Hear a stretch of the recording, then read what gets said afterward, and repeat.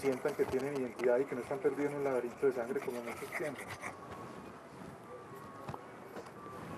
Mire, yo creo que cada ciudadano debe volver a sus raíces. Y hay que empezar a recomponer los linajes de cada gente. Por ejemplo, en el centro de Bacatá o de esta región, los nombres fueron cambiados, tanto de los sitios como de las gentes. Entonces aquí hay apellidos como Mora, Naranjo, Redondo, Cuadrado, Moreno, Vaca, Becerra, todos esos nombres, Contreras por haber llevado la contraria al encomendero, todo eso. Entonces lo que creo es que cada colombiano, cada ciudadano de Nativo América debe volver a su linaje, estudiar de dónde viene, para dónde va, cuáles son sus raíces. Y ya mirando cuáles son sus raíces de familia, entonces ahí sí miramos cuáles son las raíces en el territorio. Entonces hay personas que tienen apellido Chía, Boyacá, Duitama, Sogamos, de los pueblos, igual en otras partes. Igual los sitios aquí no existían los sanes, ni las santas. Entonces aparecen las haciendas Santa Elena, bueno, todas las santas y todos los santos, y sabemos que eso tiene un nombre de origen. Entonces cuando se hace la recomposición, entonces nosotros también recuperamos la cosmogonía y recuperamos los valores. Y no trabajamos con antivalores como están los jóvenes hoy en día, trabajando con antivalores, sino volvemos a la raíz. Y al volver a la raíz encontramos a ese ser humano que estamos buscando, porque estamos haciendo que ese abuelo interior que hay en cada uno despierte. No importa de la cultura que sea, no importa de dónde sea, pero en todo ser humano hay un anciano que lo conduce a la claridad y a la luz para generar armonía, bienestar y tranquilidad para todos los seres del planeta. Entonces hay que empezar a trabajar eso del bienestar, de la prosperidad y de la abundancia para todos. Y cuidar, porque si no cuidamos los 4 elementos de la naturaleza, por ende, vamos a afectar todo. Y ya estamos en ese proceso de la cuenta regresiva, como dicen muchos, ¿no? Entonces yo les recomendaría a todos los académicos, profesores, a la gente, que en lugar de tantas teorías en la academia, nos volvamos más prácticos y dejar de enseñar tanto, sino más bien hacerles recordar a las gentes lo que son y los valores que existen en cada ser humano. Y eso menguaría una cantidad de asuntos de violencia, de incomprensiones, de desacuerdos, y buscar el gran acuerdo que es luchar por la vida, con la misma vida y para la vida, ¿no? Eso es lo que le podría decir yo a las gentes de todo el mundo y de este país y de cada una de las culturas que existen en este llamado Colombia. Digamos que existen dentro de tu cultura, digamos, formas de ayudar a la comunidad que ellos no conocen, que ustedes que estarían dispuestos a aportar a nivel medicinal, a nivel de conocimientos espirituales y ese tipo de cosas. En este momento, por ejemplo, yo estoy yendo a Medellín a hacer seminarios sobre ética ambiental, sobre ecología humana, desarrollo interpersonal, y estamos haciendo un trabajo con empresa privada también para lo que es la responsabilidad social y el término de medio ambiente o del ambiente. Entonces nosotros estamos igual, toda cultura está dispuesta a entregar conocimiento, a hacer intercambio de saberes y transmisión de conocimiento para mejorar la calidad de vida de los seres humanos.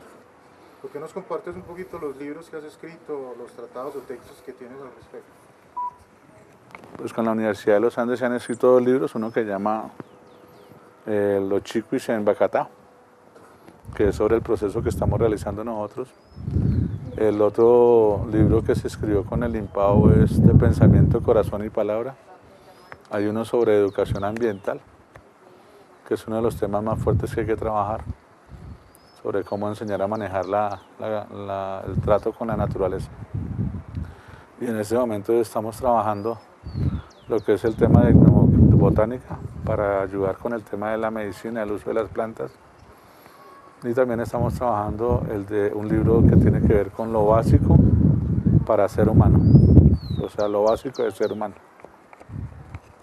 Bueno, eso estamos. Sitios sagrados.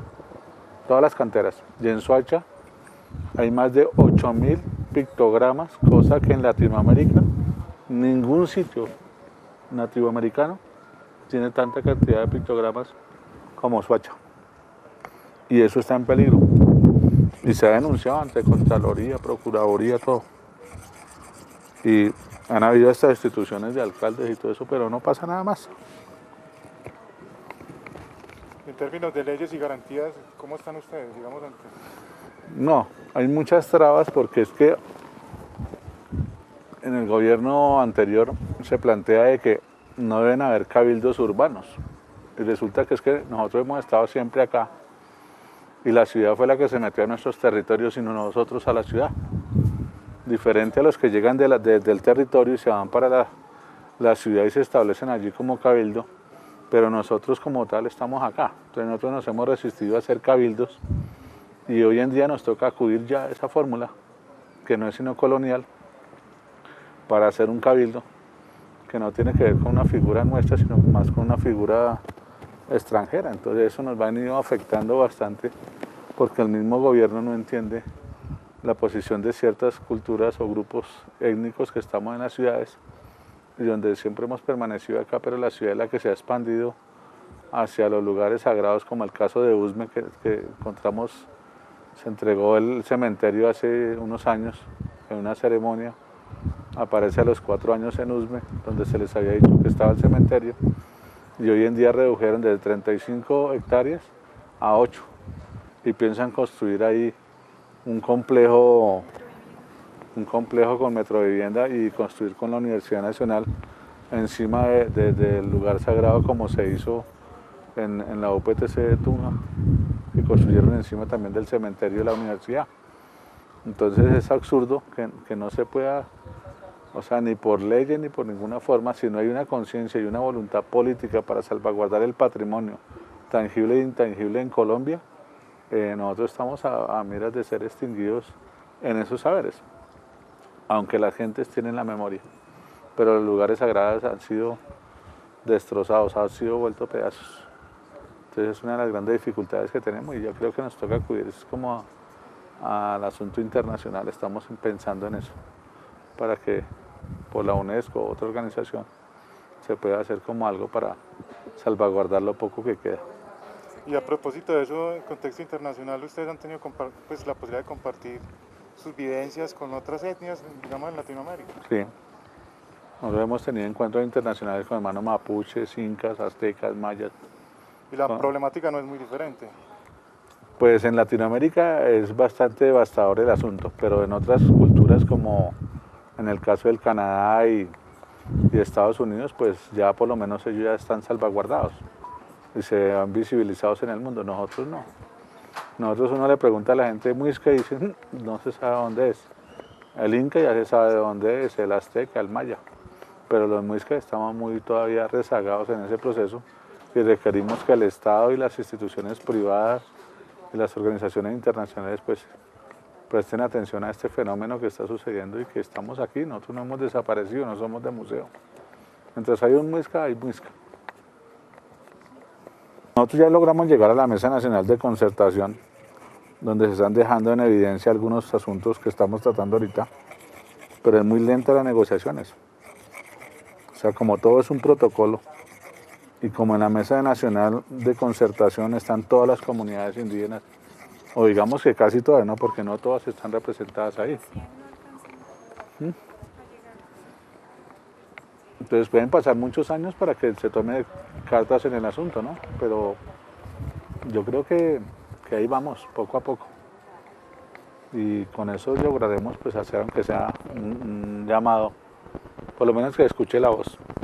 5, 4, 3, 2, ya. Lo más importante de todo el asunto para nosotros, como pueblo de Nación Muisca Chipcha, es por vernos tener derecho al derecho. Porque aquí hay muchas leyes, pero no se cumplen, no se armonizan.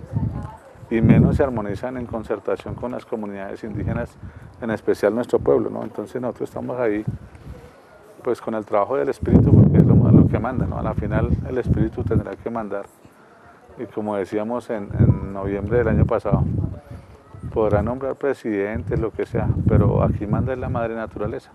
Por lo tanto, este gobierno no podrá hacer toda su tarea como lo había pensado, porque realmente tendrá que dedicarse a restaurar todo lo que son carreteras, infraestructura, todo lo que ha pasado por inundaciones porque desconocen que estamos viviendo un ciclo de 400 años, que se repite cada 400 años, este fenómeno de la lluvia.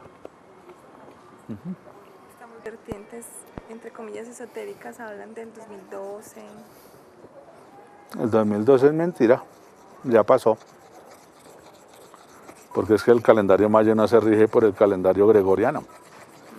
Entonces, los gregorianos le quitaron a cada rueda del sol 11 días.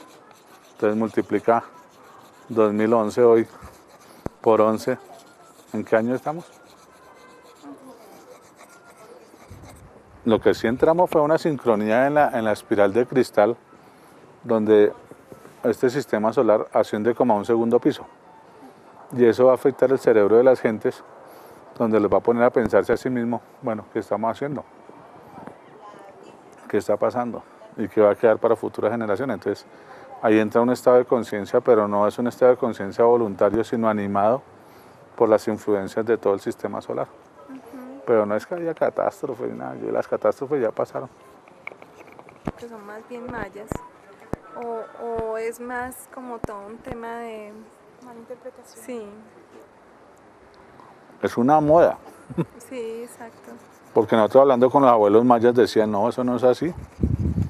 Lo que pasa es que ahí llegó un personaje y sacó información de la cultura y la quiso hacer a nivel occidental y entonces llegó como a esa conclusión que era el 2012, pero es que no tuvo en cuenta que el calendario gregoriano no corresponde al calendario maya.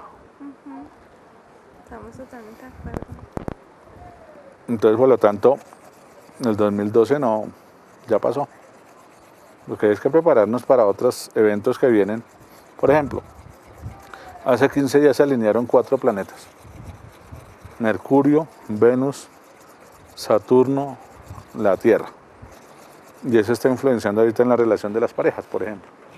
Pero nadie tiene en cuenta eso. Entonces las parejas chocan, entran en caos, en problemas, pero no se dan cuenta que es que son influencias que vienen desde el cosmos, ¿no? Entonces uno cree que aquí se manda solo y resulta que en el cosmos todo está en movimiento y todo lo que genera movimiento dentro y fuera del planeta afecta a los seres humanos en el mundo de las relaciones.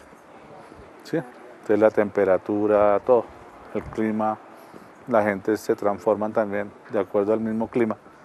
Si aquí hiciera un calor intenso, pues tendríamos que vestirnos ya como se visten allá en el valle, en la costa, donde sea. Entonces también hay que tener en cuenta son todos fenómenos. Bueno, entonces cuando llegan los españoles ellos llegan por ese lado, por Huasca. Y transcurrido el tiempo, después de muchos años de lucha, se establecen 3 poderes en este territorio, que es el poder clerical de los monjes, el poder militar y el poder político. Entonces, que es una planta sagrada y que muchos lo hacen de una forma pues como muy responsable y respetuosa. Como que ven ustedes con respecto a ese tema que cada vez está más... Nosotros nos hemos reunido con los grandes líderes de cada una de las comunidades, tanto del Putumayo, Amazonas, como de la Sierra, para llegar a acuerdos, porque en el territorio de Boyacá está prohibido el yaje en apartamentos y casas. Y más si no es dado por una persona sabedora. Porque no es fácil que una persona que no ha sido creada en usos y costumbres esté dando yaje en la ciudad. Y eso es delicado para la gente. Pero como eso se convirtió fue como en una moda. Y hoy en día encontramos en el centro de Bogotá que le venden a usted botellas de yaje. Y se van a un apartamento, un grupo de estudiantes o personas y toman. Y fuera de eso lo revuelven con otras cosas como alcohol, marihuana, drogas, de todo eso. Pero eso se volvió fue como una especie de alucinógeno, aunque ninguna planta sagrada es alucinógena. Es sagrada, es un portal de sabiduría que lo conduce a uno a unos estados de sabiduría y de conciencia de espíritu a espíritu. Entonces nosotros como muiscas hemos rechazado rotundamente que se trabaje el yaje dentro de la ciudad. Entonces que lo hagan fuera de la ciudad, en una finca, en otro lugar.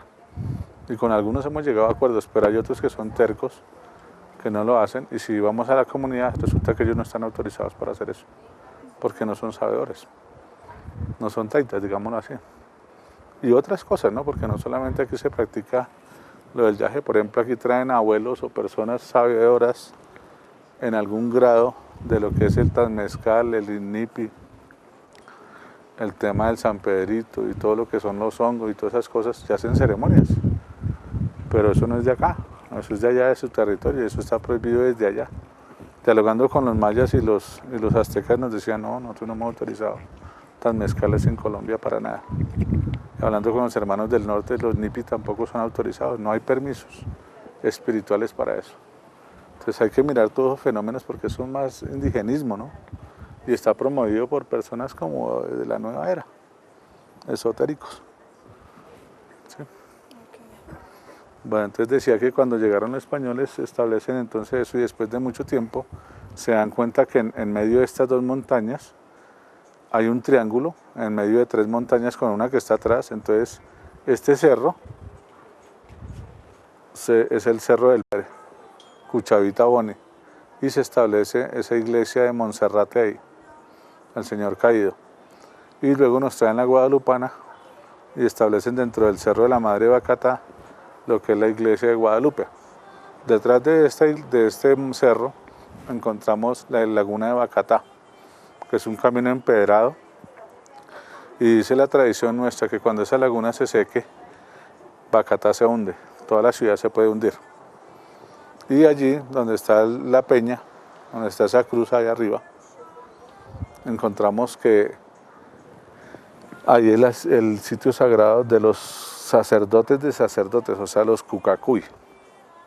¿Sí? Y así alrededor de Bacatá se construyen una serie de iglesias, que son las iglesias doctrineras, y en un momento determinado sirven de cárcel para todos los que encuentren haciendo su trabajo espiritual en este sector. Entonces se les llaman paganos, ¿no? A todos esos seres que se capturaron ahí. Se dice que ahí donde queda hoy en día el Banco de Santander, de la República, perdón, ahí mismo, en una sola semana hubo una masacre de 3.800 personas que vinieron a hacer pagamentos aquí a estas montañas. Entonces todos los cerros orientales de Bacatá tienen unas connotaciones muy específicas, ¿no? Entonces le cambiaron el nombre a los ríos, entonces le pusieron disque río San Francisco, al río Viracacha que atraviesa estas dos montañas y que va hacia abajo a San Victorino. También establecieron las plazas como de Bolívar, de Santander, la Plaza del Rosario alrededor del centro, como símbolo y homenaje a los tres poderes que se establecieron en la ciudad, y por eso la catedral está aquí a unas cuadras. Entonces, ¿por qué no lo hicieron en otro lugar, sino acá? Porque era necesario tener el control ideológico, espiritual de los muiscas, y por eso fue que se estableció eso acá. Entonces aquí cuando se hace turismo solamente se habla de la colonia, pero no se habla de qué pasó aquí antes de la colonia. De las 12 chozas y la iglesia. Nunca fue, la fundación de Bogotá nunca fue en el Chorro de Quevedo. No es mentira. Eso fue en el barrio Teusaquillo, o Teusaca, allá abajo, donde está la Torre Azul. Ahí donde queda el cementerio central de para allá. Ahí fue donde quedó realmente la fundación de Bogotá, que era el cercado del Zipa, por eso se llama Teusaquillo. Pero no hay registros escritos sobre el tema. ¿Quién escribe la historia? Pues los vencedores. Ah, bueno. Entonces nosotros estamos hablando del lado B de la historia. Que se ha transmitido de generación en generación. De boca a oído. Los abuelos sí saben.